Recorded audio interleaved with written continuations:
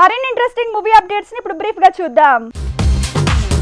Mega prince Varun Tej లావణ్యలు November 1న 7 అడుగులు నడవబోతున్నారు. ఇద్దరి వెడ్డింగ్ బెల్స్ వెన్స్డే మధ్యాహ్నం మోగనున్నాయి. ఇక నవంబర్ 1న నైటే రిసెప్షన్ కూడా ప్లాన్ చేశారు. శేఖర్ కమల మేకింగ్ లో ధనుష్ చేయనున్న సినిమా జనవరిలో మొదలవనుంది. ముంబైలో ఈ మూవీని తెరకెక్కించబోతోంది ఫిల్మ్ టీం. జనవరి 11న ఈ ప్రాజెక్టు పట్టాలెక్కే ఛాన్స్ ఉంది. మారుతి డైరెక్షన్ లో ప్రభాస్ చేస్తున్న సినిమా కొత్త స్కెడ్యూల్ షురూ కాబోతోంది. డిసెంబర్ 15 నుంచి ఈ స్కెడ్యూల్ ఉండొచ్చుట. దీనికోసం రామోజీ ఫిల్మ్ సిటీలో భారీ సెట్ రెడీ చేస్తోంది film team. Sandeep Reddy Vanga making లో రణబీర్ కపూర్ చేసిన మూవీ యానిమల్. ఈ సినిమా డిసెంబర్ 1న రాబోతోంది. అయితే 3 గంటల 30 నిమిషాల రన్ టైం అంటూ వచ్చిన వార్తలు రూమర్స్ అని 3 గంటల 10 నిమిషాల రన్ టైం లాక్ అయినట్టు తేల్చింది ఫిల్మ్ టీం.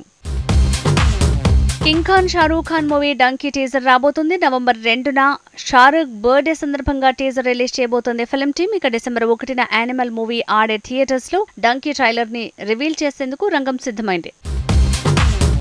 నితిన్ మూవీ ఎక్స్ట్రాలో angry young man Rajasekhar villain కాదని తేలింది. తను విలన్ అన్న ప్రచారానికి బ్రేక్ పడింది. హీరోకి సాయం చేసే రిటైర్డ్ ఐపీఎస్ గా రాజశేఖర్ కనిపిస్తాడని తెలుస్తోంది.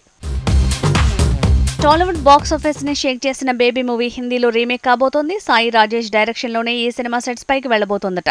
బాబీ డియోల్ కొడుకుని ఈ సినిమాతోనే హీరోగా లాంచ్ చేయబోతున్నారట.